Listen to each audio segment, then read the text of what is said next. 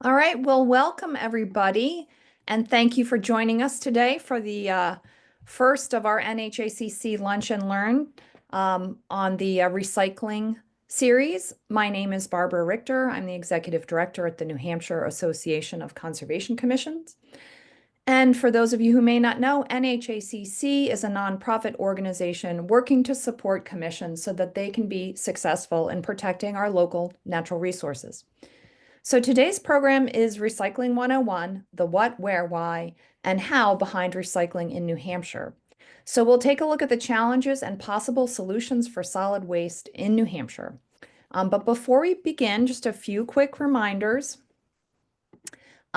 Just a reminder that we are recording this program, and we will send out the recording either the end of the day today or tomorrow. We're going to ask all participants to remain muted so that we can ensure good audio quality for everybody.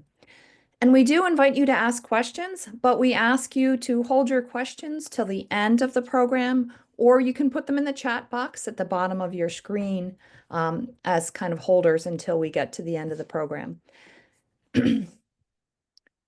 So today's guest speaker is Reagan Bissonnette, who's the Executive Director of New Hampshire Recycles. New Hampshire Recycles enables communities to manage their own recycling programs by connecting them with end markets for recyclables. Reagan writes and speaks extensively about recycling and waste reduction in both regional and national forums. She was appointed to the New Hampshire Solid Waste Working Group, which is responsible for assisting the New Hampshire Department of Environmental Services with solid waste planning and policy initiatives. She is certified as a senior principal operator through the New Hampshire Department of Environmental Services Solid Waste Facility Operator Training and Certification Program. So now I'd like to welcome Reagan to the program. Thank you so much, Barbara. I really appreciate the invitation to join you all today. And I really enjoy talking about recycling. And so it's great to be able to kick off your series. So this Recycling 101 presentation is really designed to answer the most common questions that we get from residents and members of the public about recycling in New Hampshire. So as Barbara said, I'm Reagan Bissonnette, and let's talk about what we're going to cover today. So I'll tell you just a little bit about New Hampshire Recycles, a recycling nonprofit that put this presentation together. And then we'll talk first a little bit about solid waste in New Hampshire, trash, before we can get into recycling, talking about what recyclables become, and then talking about recycling specifically here in New Hampshire. And then lastly, ending with some possible action items for folks who want to learn more or engage more with this topic. So as Barbara said, New Hampshire Recycles is a recycling nonprofit. We're actually the oldest and largest cooperative model recycling nonprofit in the country. And what that means is that we partner with municipalities to help them manage their own recycling programs. And 90% of the communities in New Hampshire are members of New Hampshire Recycles.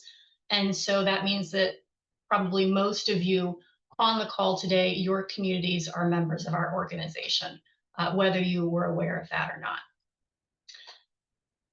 Now, specifically, one thing we do as an organization is we help connect municipalities to end markets for their recyclables. And so we can look at our impact both financially and environmentally. So last year, we helped all of our member communities in New Hampshire and beyond recycle and manage over 76 million pounds of material. And we were able to return to our member communities almost $3 million net from the sale of their recyclables. And then in terms of the environmental impact from that recycling, that is equivalent to removing enough carbon dioxide emissions as if we were keeping over 19,000 passenger cars off the road for an entire year. So I like to say that recycling is great whether you care about taxpayer dollars, whether you care about the environment, or you care about both. So I'd like to start by talking a little bit about trash. What is in our trash? Where does it go? because that's really helpful before we jump into talking about recycling in more detail. So nationwide, this is what happens with our trash. You can see that the sort of darker purple shows us that by and large, we are landfilling or incinerating most of what we generate at the household level. You can see that food waste is actually a very big part of the waste that we generate, and that by and large, we're actually sending that to be landfilled or incinerated. When you see metals on this list, it actually means things like aluminum cans or steel or tin cans. And so you can see that we really have a long ways to go with improving the ways that we manage the trash that we generate. Now, what's great is that here in New Hampshire, for the first time ever, we had a waste study generation report.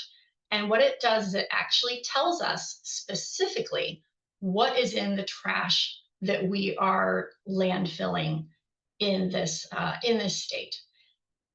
And so, what I want to point out from this information is that about 30% of everything that we're currently throwing away in New Hampshire, it could be kept out of landfills and incinerators, either by composting that material or by what's called anaerobic digestion, which is a way to take organic material and turn it into uh, methane that can be used for energy production or as a fuel.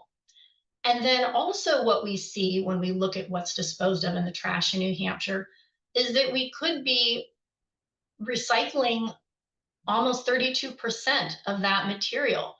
We are throwing away paper, we're throwing away glass, we're throwing away metals and plastics, and all of those things, in theory, could be recycled. And another thing we learned from that report that came out last year is that an estimated $23 million worth of money was lost by landfilling these materials instead of recycling or diverting them in a better way to keep them out of a landfill. And so, one thing we learned from this study last year is that, as you can see, one of the biggest portions of what we're throwing away is organic material, and that is by and large food waste, whether that is food scraps coming from our home kitchens or packaged food waste. Also, things like compostable paper, so like paper towels and Kleenex and paper napkins. Um, it also includes pet waste, which is kind of gross, but there was a meaningful amount of pet waste that was identified in this study that was done.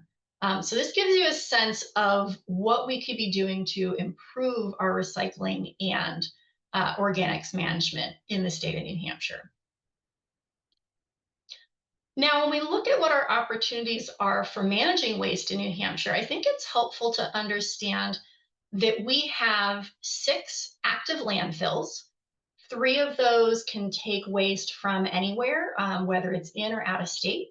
And 3 of those have a smaller limited service area where they can only take trash from certain communities. We also have one waste to energy facility in New Hampshire that is located in Concord. And so that is another place that waste can be delivered to. Now, one thing that we're lacking in New Hampshire is certain types of infrastructure to help us better manage our recycling and our organic material like food scraps. So we do not have what's called a materials recovery facility in the state of New Hampshire, or at least not a commercial one. And that's the type of facility that takes your single stream or zero sort recyclables when you're putting everything into one bin. If you have a community, if you live like I do in a community that has single stream recycling, then that material is going to be taken out of the state to one of our neighboring states in order to be separated out so that those individual recyclable items can then be sold at market. Another thing that we do not have in the state here in New Hampshire is an anaerobic digester. And as I mentioned, an anaerobic digester is a facility that's able to take food waste and then they can turn it into things like fertilizer and biogas. that can then be used for energy production. And it is another way that you can keep food waste out of landfills, but we lack one here in New Hampshire, whereas some of our neighboring states do have these facilities. And then I just wanted to touch on contamination. So I think it's really helpful when we think about recycling to keep in mind that recycling is a manufacturing process. And so the items that you're putting into your recycling are only going to be turned into new materials if they are the materials that the companies are needing to recycle. So, for example, if you live in a typically smaller rural community that has source separated recycling, where you go to your local transfer station and you separate out your plastic and your glass and your aluminum cans, there tends to be less contamination in those types of programs because residents tend to do a very good job of separating out those materials into their separate components. Now, when we talk about either a single stream or zero sort or dual stream recycling process, which a number of communities also have here in New Hampshire, what you'll find is that there tends to be more contamination in those programs for a number of reasons, but largely because it's just really easy to throw everything into the bin and hope that it can be recycled. And sometimes people aren't getting that feedback that maybe something that they are putting into their recycling bin actually isn't accepted in their local program. And we'll get into that a little bit more. But I think that's sort of a helpful thing to understand. There's definitely pros and cons of both of these types of systems.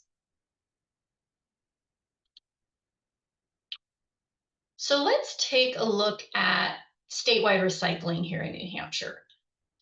Now, when we talk about recycling, I think it's really helpful to sort of step back and remind ourselves why is it beneficial to recycle? So as I had mentioned early on, recycling both can either save money or generate revenue for a community. And recycling also saves energy and natural resources. So one of my favorite examples is the aluminum can. The aluminum can is the poster child for recycling, in my opinion. And that is because it is far less expensive to recycle aluminum versus extracting new aluminum from the ground through mining and processing. And then also when it comes to recycling aluminum, it uses far less energy to recycle aluminum than to generate new aluminum. And so it's actually estimated that almost 75% of all of the aluminum that has ever been produced is still in use today. And that is because there is such a financial incentive to recycling aluminum instead of extracting more aluminum. So it's just great to keep in mind that recycling really helps save valuable landfill capacity for waste that cannot be better diverted.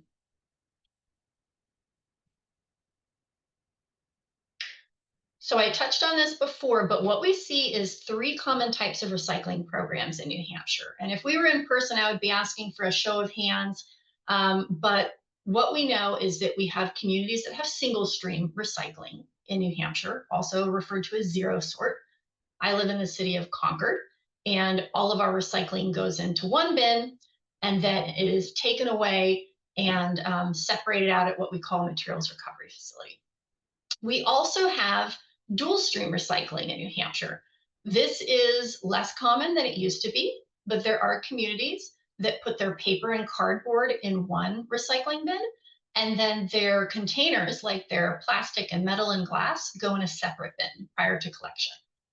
And then last, we have our source separated communities. And these are communities where if you go to your local transfer station and you are separating out your plastic milk jug from your aluminum can, and then your cardboard is going somewhere else, that's what we refer to as a source separated program. And what we know is that most of the residents in New Hampshire are serviced by single stream recycling. And that's because cities tend to have single stream recycling, and a lot of people live in cities. But what we also know is that most of the communities in New Hampshire have source separated recycling because we have a lot of smaller communities in New Hampshire, and it's more common for our smaller communities to have source separated recycling programs. And so there's pros and cons of both. So if you are in a town that has source separated recycling, one of the benefits is, like I said, there tends to be less contamination. And so you have a really good supply of material that can then be recycled into something new. Now, the downside is you have to separate out your recycling. And that takes a bit of time and energy. I know that when I used to live in Henniker, which has a source separated transfer station, I had so many bins and containers in my basement to be able to separate everything out. And then I had to load it all up into the car. So there is more work involved. On the other hand, if you're in a community that has single or dual stream recycling, it tends to be more convenient. Everything can go into one container or two containers for recycling. But as we said, the downside is it can be easier for people to put things in the recycling that don't belong. I am a recycling geek, and in my house, I am the person who is looking in the recycling bin and then pulling out things that my husband has put in that I know are not accepted in our local program. And I want to acknowledge that we hear from folks, I'd say most often people who are in sort of a single stream recycling community, where they'll ask us if their recycling is actually being recycled or if it's really just all being thrown away. And I want to acknowledge that the short answer is that yes, the vast majority of your recycling is actually being recycled. It would be a lot of work for this industry to be separating out recycling and trucking it off to different locations only to throw it away. That's not a very good business model. So it is safe to say that if you are recycling what your local recycling program tells you is accepted in your program, you can have a very high confidence that your recycling is actually being recycled and turned into new materials.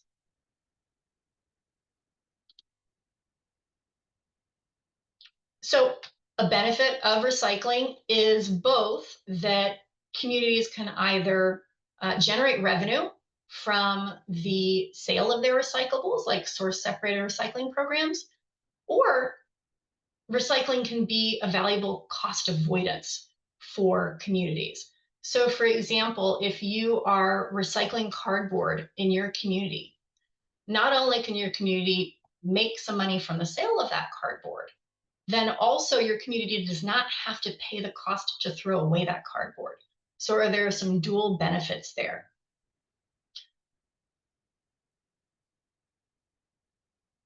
And another question that we get asked quite a bit is, why doesn't my town recycle everything?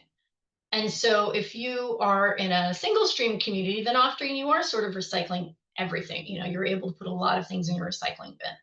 But it tends to be that if you're in a source separated community, maybe, for example, you guys only recycle number 1 and 2 plastics like water bottles and milk jugs, but you're told that you can't recycle some of the other types of plastics that you have coming out of your house. And so again, it's helpful to keep in mind that recycling is actually a manufacturing process. And so you need to have both enough space to get economies of scale. So at your transfer station, do you have enough space to set aside, for example, let's say that your community is not currently recycling yogurt containers. Those tend to be number 5 plastic. So first we would have to look, does your community have enough space to separate out just that type of plastic and to store enough until you have enough to actually transport it to a place that can recycle it. So space and quantity is important. Also, there's the location. So how much distance is there between where your community is located and where the actual processing facility is that can recycle that material? Because I will tell you that transportation is a very meaningful cost for recycling. As I said, here in New Hampshire, if you have single stream recycling, it needs to be transported out of state in order to be separated out into its individual components. And likewise, we do send recyclables by truck to various end markets, and that transportation cost has to be factored in. And then again, at the end, really cost is that third major factor. So is the material that your community is generating, is it high quality? Recyclables need to be clean, they need to be dry, they should have low contamination. Also, it depends on recycling markets. The price of recycling of different materials is sort of like the stock market. It goes up, it goes down. At different times of year, the price for a cardboard may be higher or lower. And so that also factors into why your town may or may not be recycling a certain item at this time. So again, as we think about recycling and really closing the loop, it's helpful to keep in mind that recycling doesn't actually happen when we throw items into the recycling bin, or when we bring our recycling to the transfer station. We actually close the loop on recycling when materials are turned back into products that people actually use. And so I wanted to give you some examples of what is actually happening with your recyclables. So when we're recycling cardboard, that often gets turned into things like paper bags, new cardboard boxes. It can get turned into what we call paperboard, which is what your cereal boxes are made from. If you're recycling things like notebook and computer paper, that can be turned into paper towels and facial tissues and toilet paper and napkins. When we look at things like magazines, those can become telephone directories, although I'm wondering, do people even generate telephone directories anymore? We might need to take that picture out. But in theory, that is something that they are turned into or used to be turned into. But we also see that they can be turned into newspaper and things like those cereal boxes again. And then just sort of your mixed paper and junk mail. It can become toilet paper rolls. It can become the paper backing on roof shingles. And then also, again, those cereal and pasta boxes. When we look at our steel cans, our tin cans, those can become a whole host of things. They can become bike parts, rebar, car parts, steel beams, appliances, and they can also go into new cans. And then aluminum, as I said, my poster child for recycling, aluminum is often just turned back into new aluminum cans. Glass can become new glass bottles and jars. It can also be crushed into a sand-like material that can be used in construction projects. And it also can be turned into fiberglass insulation. We work with a number of companies that do all three of these things. And then plastic can become a pretty wide range of items, including carpet, backpacks, polar fleece, sleeping bags, plastic lumber for decking is another example. It can also be turned into new plastic bottles. And on the topic of plastic, this is the number one material that we get the most questions about. And I get it. Plastic recycling can be very confusing. So we actually put together a sort of quick guide to the different numbers for plastic recycling.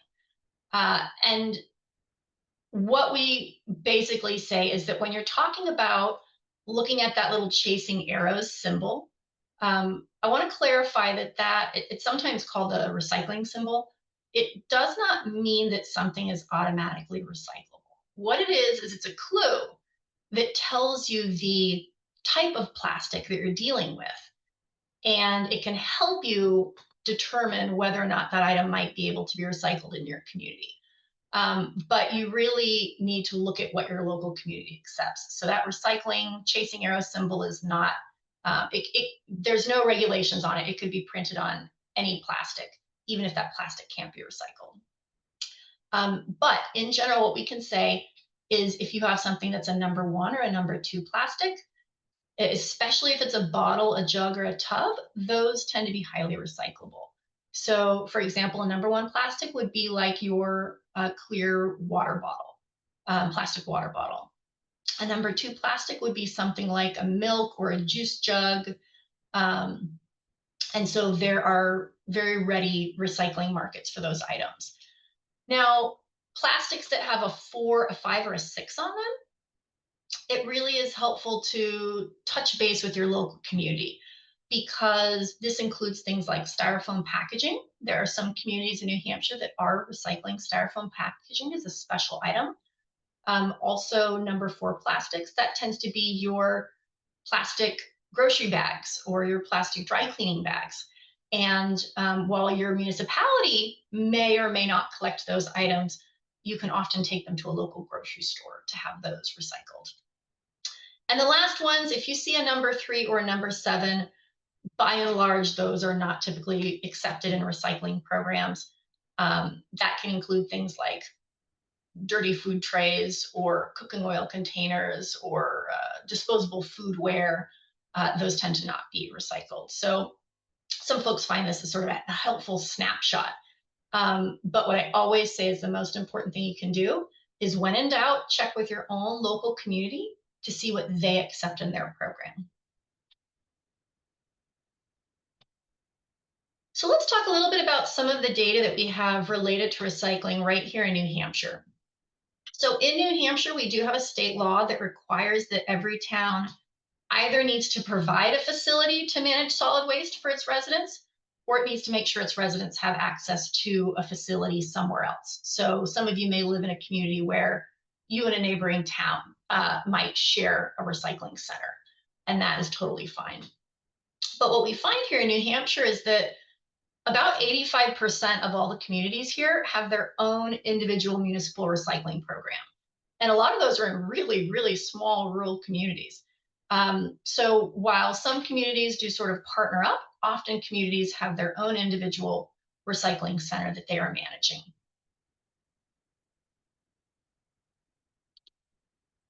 So what is our recycling rate? Our recycling rate in New Hampshire, unfortunately, we don't have great data for this, but what we have are some estimates. These are estimates based on the Department of Environmental Services annual facility reports that they collect from communities and other recycling centers in New Hampshire. So our estimate is that we're recycling about a quarter of our waste. It would really be great if we could improve that. There are some potential ways we could improve that. Other states around us have a bottle redemption program, commonly known as a bottle bill. And those can be a way to increase recycling of certain beverage containers because people have a financial incentive to turn those in.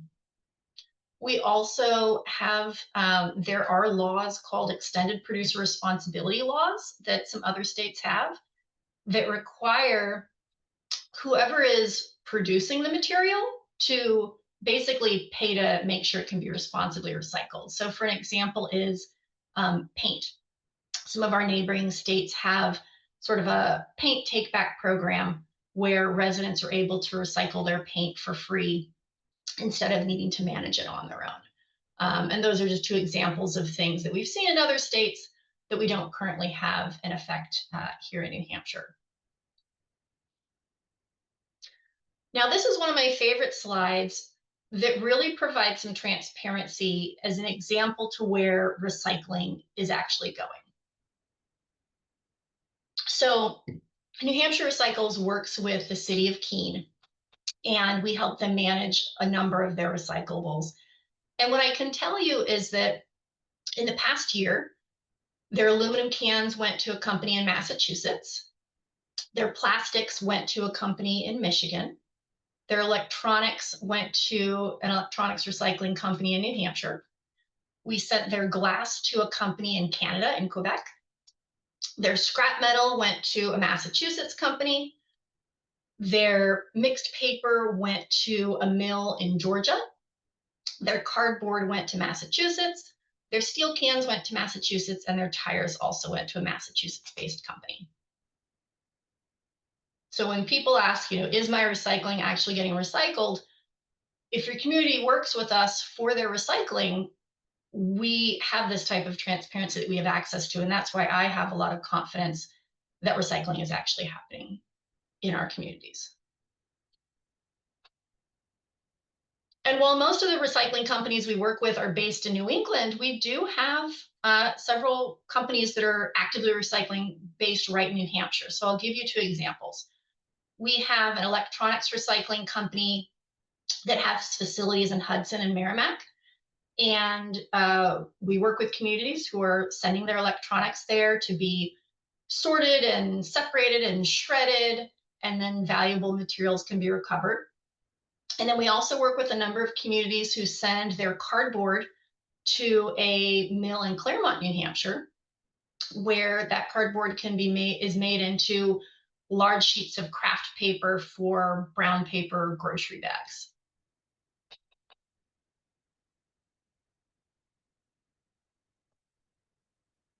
And I also would like to let people know that we have actually seen some progress in New Hampshire related to recycling that we haven't seen in a long time. So, in the past few years, one of the things that's happened here is that a solid waste working group was formed.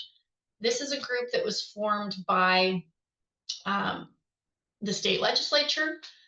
This is a group that meets almost monthly. There's about 20 of us. I serve as a representative on the group. There's about 20 of us who work in various aspects of recycling and solid waste world, who are partnering with the Department of Environmental Services to talk about how we can strategically improve solid waste management in New Hampshire going forward. And some of the things that we've discussed in that group are recent waste bans. A food waste disposal ban was recently passed, as well as a lithium ion battery disposal ban. As of July of this year, if you have a rechargeable battery, you cannot throw that away in the trash. It has to be properly recycled. And the reason for that is that rechargeable batteries, if they are not properly recycled, they can be a real fire hazard if they are damaged with heavy equipment while they're in the trash, for example.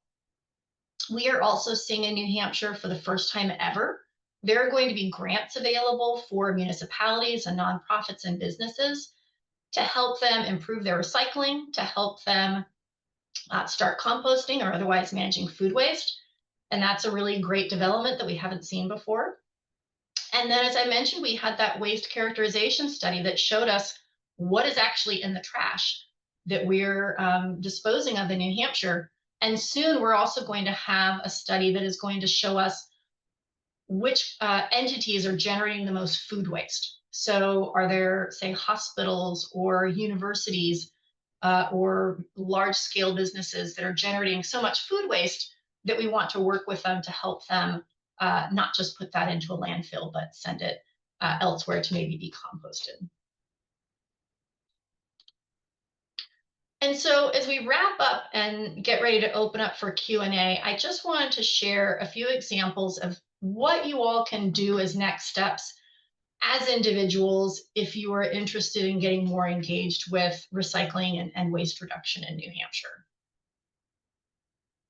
So at the individual level, obviously you can do your part to reduce, reuse, recycle what you can. We talked about how recycling really only works when recyclables are turned into new materials. And so it can be really beneficial if you go out of your way to buy items that have recycled content in them. And so what you want to look for is the term post-consumer recycled material. And that means that it includes items that were recycled from someone's household, basically. Also, as I pointed out, food waste is a very meaningful portion of what we are throwing away in our landfills and incinerator in the state. And so if you can compost at home, if you want to work with, say, a local composting business to manage that food waste, that is a great option. And then we are a nonprofit, and a big part of what we do is providing education and information to municipalities. And as part of that, we have a biweekly newsletter that we send out that has all kinds of information, updates about what's going on in the state, resources for municipalities, events that we're holding, and anyone is welcome to sign up for that newsletter. And then, of course, it's not all about individual action. You also have to think about collective action because we can't do it all ourselves. And so when we think about how systemic changes can be made, you can get involved with state or local legislation and testify on bills or matters that are important to you. Our organization does not lobby. We do sometimes testify about bills just to educate our elected officials, but we don't take a position for or against certain bills. But as part of that Full of Scrap newsletter, we do regularly send out information about what legislation is being proposed here in New Hampshire related to waste management. And then you can also support any local efforts to improve uh, waste diversion infrastructure in your community, or if there's maybe a local composting project that's trying to get off the ground, of course, you can be supportive of that. And then if your community has a recycling or waste reduction committee, you could get involved with that, or you could look into starting one if you don't have one, because we know that conservation commissions traditionally haven't delved deeply into waste and recycling specifically, but maybe we'll see that change based on all the interest in this webinar series.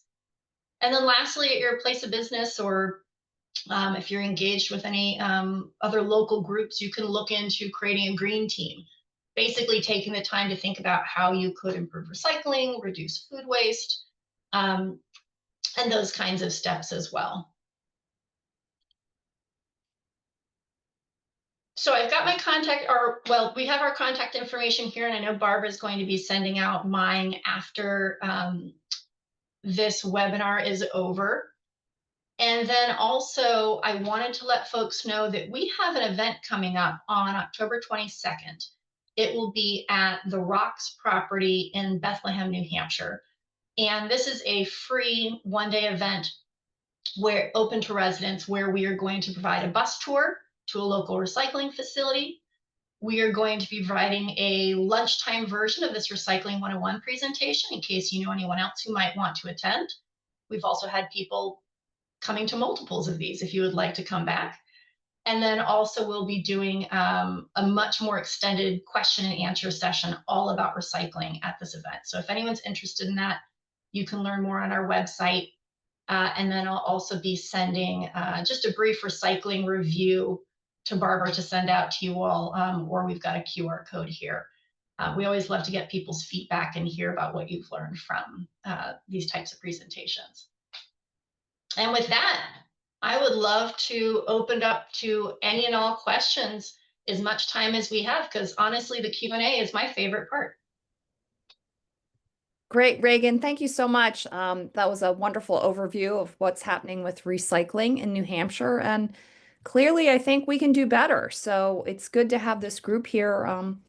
People who are interested in increasing recycling in their communities, or what else they can do. So we do have a lot of questions. Typically, I start from the top down, but I think I'm going to switch it up. So I'm going to start with Kristen.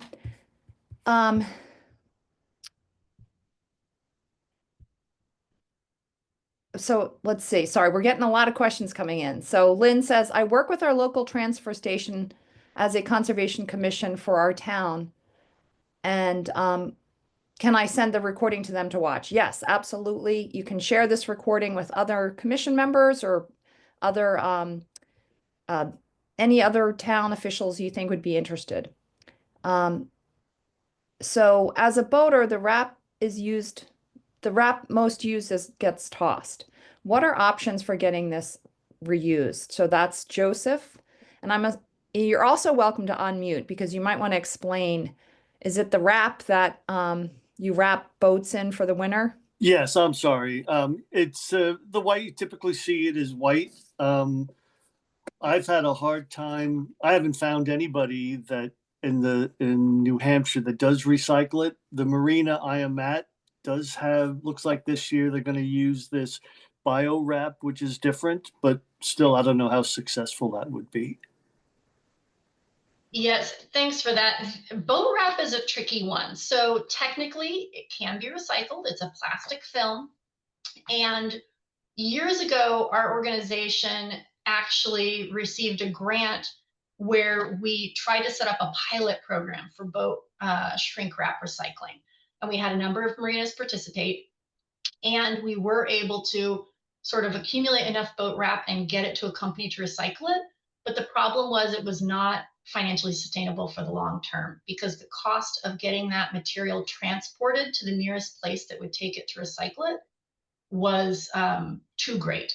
So I do know of a handful of places around the country that do recycle some boat wrap, but this is an example of something that is technically recyclable. It can be recycled, but the cost of it has been proven to be too great to have it be sustainable, at least at this time in New Hampshire, unfortunately.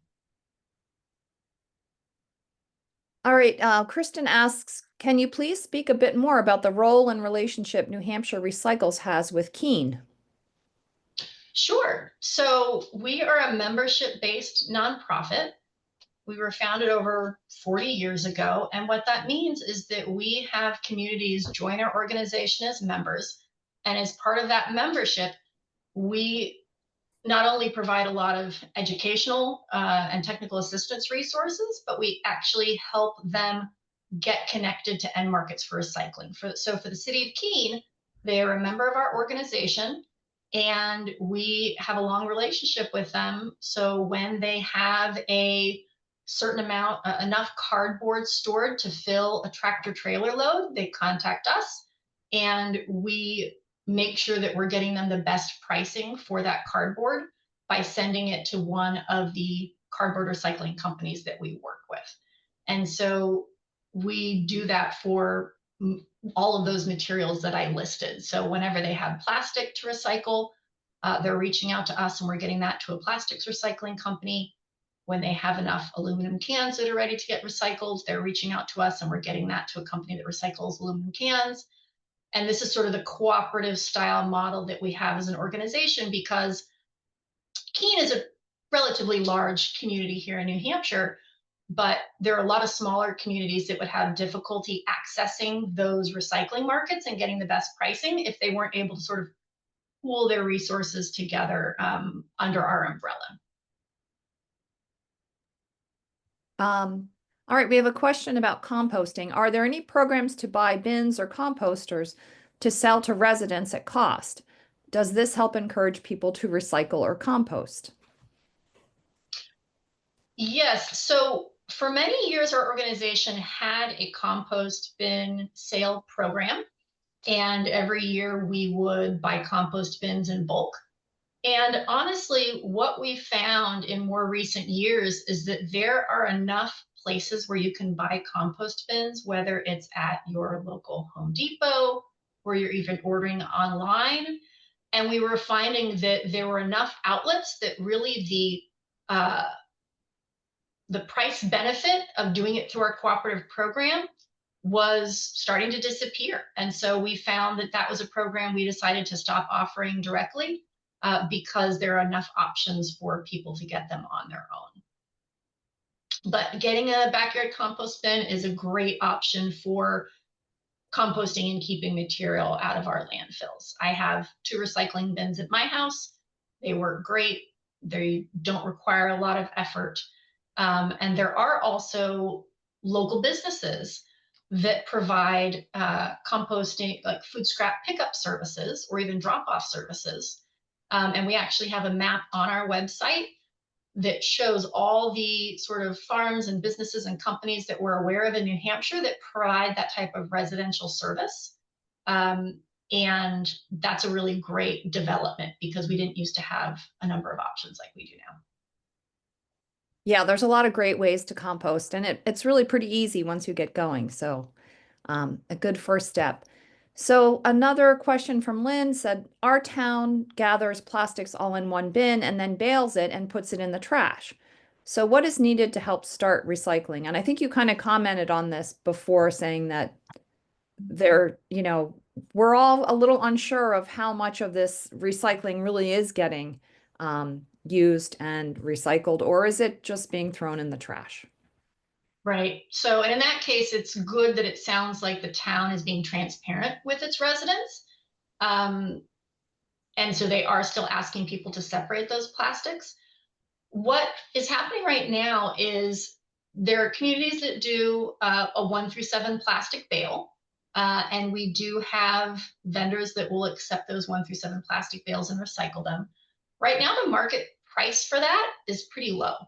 And so what some communities are finding is that the amount of money that they would need to pay to recycle that plastic when you include the cost of transportation, some communities are finding that they would sort of break even when they compare how much it costs them to just dispose of those items. And so we do see, unfortunately, that some communities are taking that step of temporarily throwing something like that away.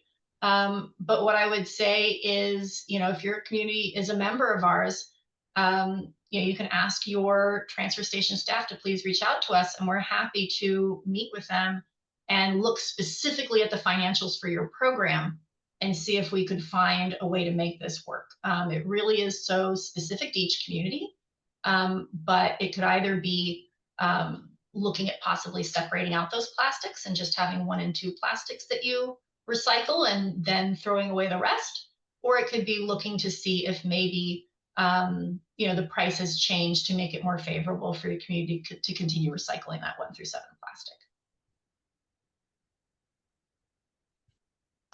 Awesome. So it says the New Hampshire Plastics Working Group is working towards and dreaming of a day when we use refillable and reusable items such as cloth grocery bags or washable cups at cafes. Do you think moving away from recycling to refillables and reusables will hurt a town's budget? Well, it's such an interesting question. I am very supportive of refillable and reusable items. What actually got me interested in the world of recycling initially is the zero waste movement. The idea that we should take what steps we can to reduce our waste. Now, when you get to that question about will it impact budgets, well, there are certain items. I mean, in terms of like cups at cafes and things, right now, most communities are not able to recycle things like a Dunkin' Donuts cup. That would typically be thrown away anyway. So I don't really see that reusable cups and things like that would necessarily hurt a town budget. I guess it would only be if you used to buy a huge quantity of water bottles, plastic water bottles, and now you're not buying them. Maybe it would make a little bit of a difference. But no, by and large, the things that generate the most money for a town from their recycling is things like cardboard, aluminum cans, and plastic tends to not be one of the most financially strong items compared to the rest of your recycling. Okay, so what is the most effective way to educate local residents about recycling? Oh, that's a tough one. It's tough because you can provide a lot of education and information, and then people are busy. I mean, I get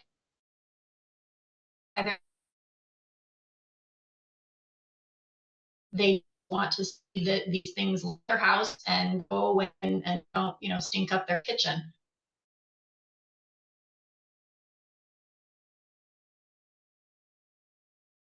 To be as non-judgmental as possible about this. If you go out and tell everyone, go very well, folks.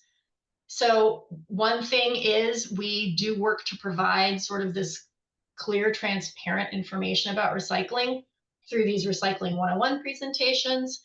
We are actually doing a series of in-person events up in the North Country this summer and fall related to recycling education, and just making sure that it's easy for people to find accurate information about your local recycling program is another good step. So we actually offer, one of our membership benefits is that a community can reach out to us and we can help design for you a sort of postcard sized paper that shows what can be recycled in your community, and it has clear images and very little text. And then there are also recycling facility signs that can be put up at your transfer station that are free of charge for communities. And those signs use the exact same images and text so that there's that consistency to help reduce confusion about what can be recycled in your community. That's good information to know. And I imagine too that just encouraging people Knowing that the towns are, in many cases, making some money off it. So it's a financial benefit as well. Here's a question from Cheryl, which I often get confused about. So if items such as bottles come with caps, is it necessary to recycle them with the tops on for them to be recycled? Or does putting the tops on keep them from being recycled? Mm. So the general rule is to keep the caps on. So all the companies that accept, say different types of plastic bottles, their process is designed to sort of physically shred the material and to separate out those plastics. So for example, what you find on, say, a plastic water bottle, that clear plastic water bottle will typically be a number 1 plastic, but the cap will be a number 5 plastic. And these companies are designed to capture that material. Now, the one exception is that you may have a community, your local recycling program may tell you that they do not want the caps. And the reason they might say that is because when people leave caps on containers, they're more likely to also leave liquids in those containers. And that creates a really messy, smelly mess when it comes to storing that material before it actually gets recycled. So when in doubt, you can put the cap on and leave it on. But if your specific town is asking you to leave the cap off, then you should go ahead and follow that because it is what works best for their individual process. All right, on the same thought there, do we need to wash out those hard to clean bottles to recycle, like peanut butter, or will this cause them to be thrown away? Yes, uh, in general, I want to start with things like, just a little bit of food waste inside a bottle or a jar. It's not a problem. Things don't have to be perfectly squeaky clean because, again, these recycling companies have the machinery to clean stuff out. What they really don't want is a half a tub of peanut butter thrown in, or a pickle jar that still has pickles in it.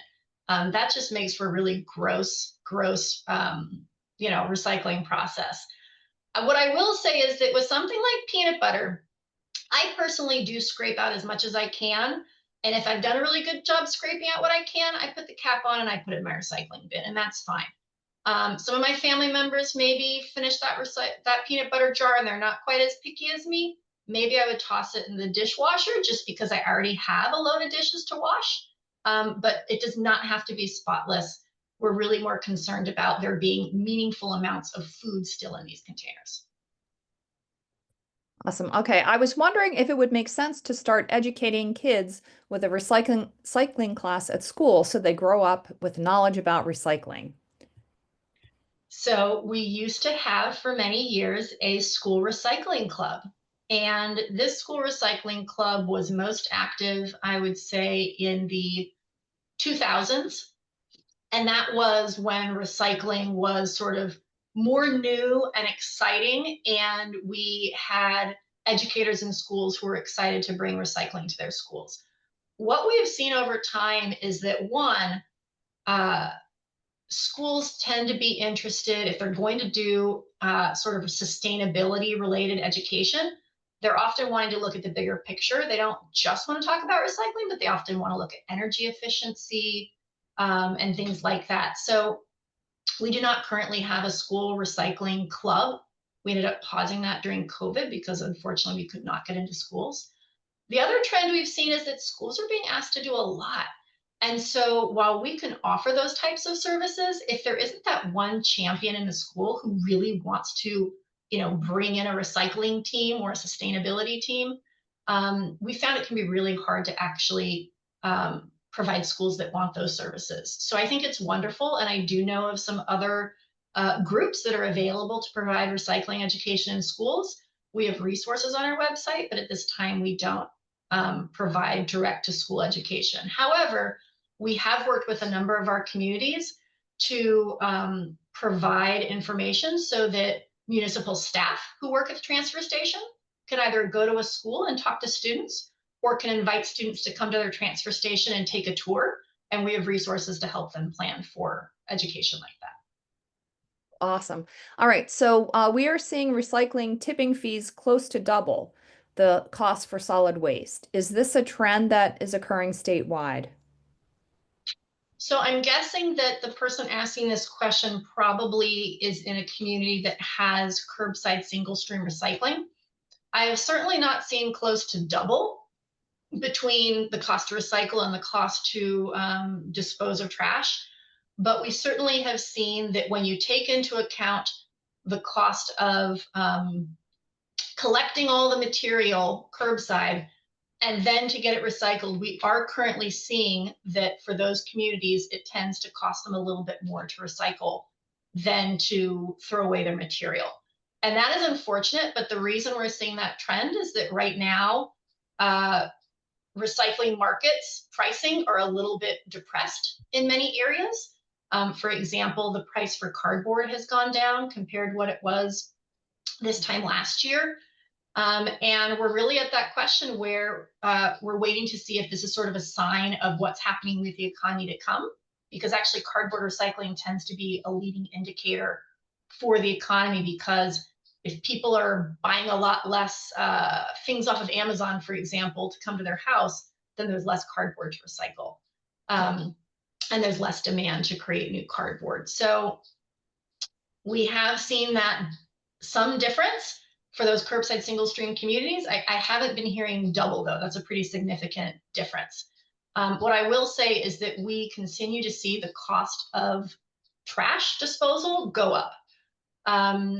It has gone up. We have not seen it gone down over many, many years. And so as the cost of disposal continues to go up in New Hampshire, it will make recycling more financially viable. And when we look at the entire country compared to New Hampshire, we have one of the highest costs of trash disposal in the entire country here in New Hampshire and in New England. And it's because we simply have less available space and less suitable space to build new landfills compared to, say, the Midwest. All right, is there a comparable organization to New Hampshire Recycles in Maine?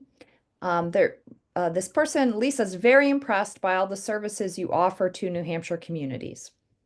Oh, thank you. Yes, so there is the Maine Resource Recovery Association, and they offer a number of the same services that we do as an organization. So they're a great one to look into. I would also say that Eco Maine is a nonprofit in Maine that provides a lot of recycling education and outreach as well.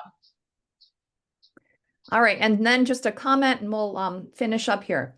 CSWS has a 3rd through 5th grade curriculum on composting and food diversion. It is seeking funds to get into the schools. And so with that, I think we'll wrap up our questions. And again, I want to thank everybody for attending today and joining this webinar to learn more about how to improve our recycling here in New Hampshire.